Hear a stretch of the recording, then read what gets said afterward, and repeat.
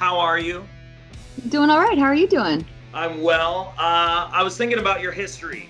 You can do it all. You can model, you can act, you can sing, you can write songs, you can play guitar. What's most fun for you? Modeling and acting is so in the past that I don't consider myself either of those things anymore. But writing songs is the best thing ever. When you finish a good song, there's no feeling like it in the world. Yeah, I'm sure it gives you like that infinite high. You're like, okay, this is where I'm at. And do you ever feel like, I don't know if I can top this? Yeah, every time. It's pretty much every time we finish a good song, it's the never ending. It starts with just pure elation of oh my God, this is amazing. And then about 5 seconds later, it's this utter dread of, oh no, I'm never gonna be able to do this again. But somehow you find a way. Somehow you find a way. It's you just keep chipping away, and life tends to throw things your way that, hopefully strike a chord, pun not intended, but and allow for inspiration. And that's the hard part about writing songs is you never know where inspiration is going to come from, when it's going to strike you, how it's going to come about, and if it ever will. That's the terrifying part, is the waiting game. What else are you talented at that nobody knows about? I don't know if I'm talented at anything. I paint and sculpt a little bit for fun at home, but that's more for myself. I'm a really good swimmer. I love to go swimming. Really? Weird hidden talent. Like what? Like just like speed swimming, cannonballs, skinny dipping, what? Long distance swimming. I swim. Okay. I swim for hours in the ocean. That's my workout when it's warm enough. Is that how you stay in shape? When it's warm enough, that's what I go to, yeah. It's a lot more fun than the treadmill. We're talking to Taylor Momsen of the Pretty Reckless here on Spicoli's Morning Fiasco on 89.7 The River. We got to play a game, though. Whenever a rock star comes on my radio show, it's a big deal. And so you got to take part in these games. It's called Rapid Fire. And if you're willing to play, I think this is going to be a lot of fun. All right. I normally suck at games, but I will give it my best shot. All right. Based on your history of acting and singing, I'm gonna pit two people against each other and just ask you who's cooler. Okay. All right. Jim Carrey or Amy Lee of Evanescence? Oh, that's so mean. Because you can't pin people against each other. I love both of them. That's so mean. Both equally cool for very different reasons. I know that's true. Okay. Yeah. Blake Lively or Maria Brink of In This Moment? Maria Brink, she's a sweetheart, and we just did We Will Rock You with them. So, she's currently in my life.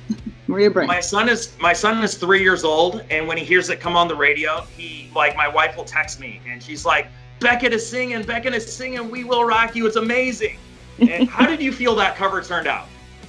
I think it turned out cool. When she called and said, I want to do a Queen song, We Will Rock You. I was like, well, it's kind of hard to say no to Queen. Just amazing. So I think it has a very unique, very in this moment sound to it. So I think they did a good job making it their own. All right, Jason Lee or rock star drummer Matt Cameron, Pearl Jam, Soundgarden. I think you know the guy. Matt Cameron. He's quite a good friend and obviously just amazing.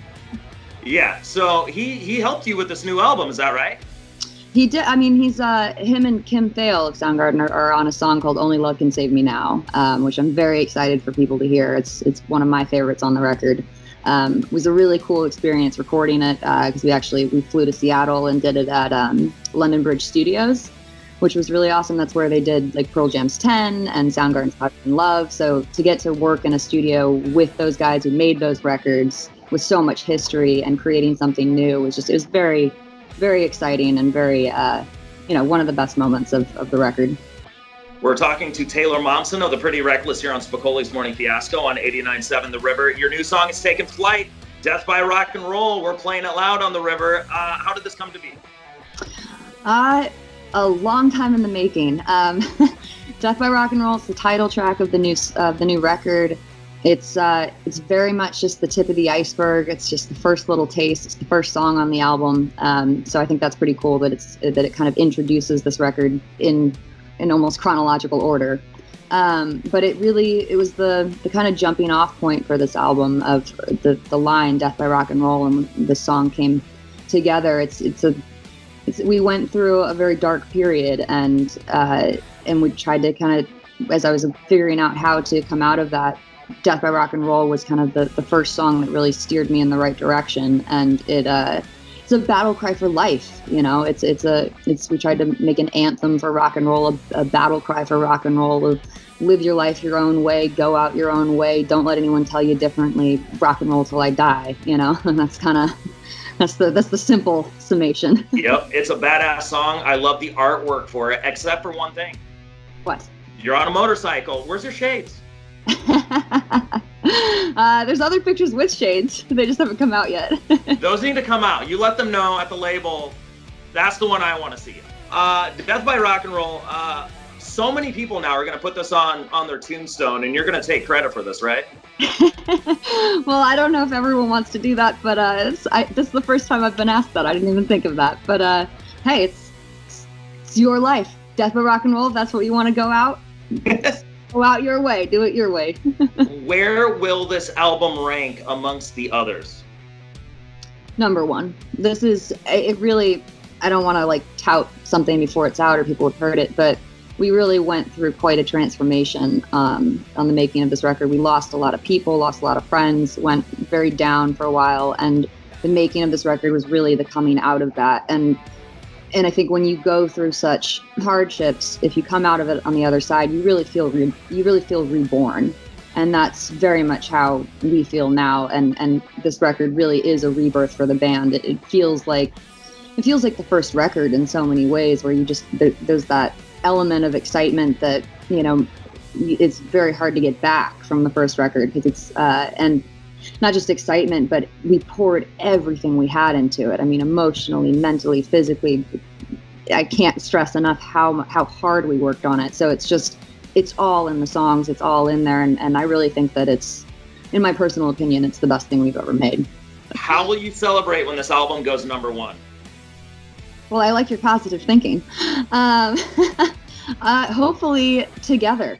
That's the hope. Hopefully we'll all be back together. Hopefully we'll be on tour, and we'll be celebrating at a live show and playing it all for everyone who comes out to see it.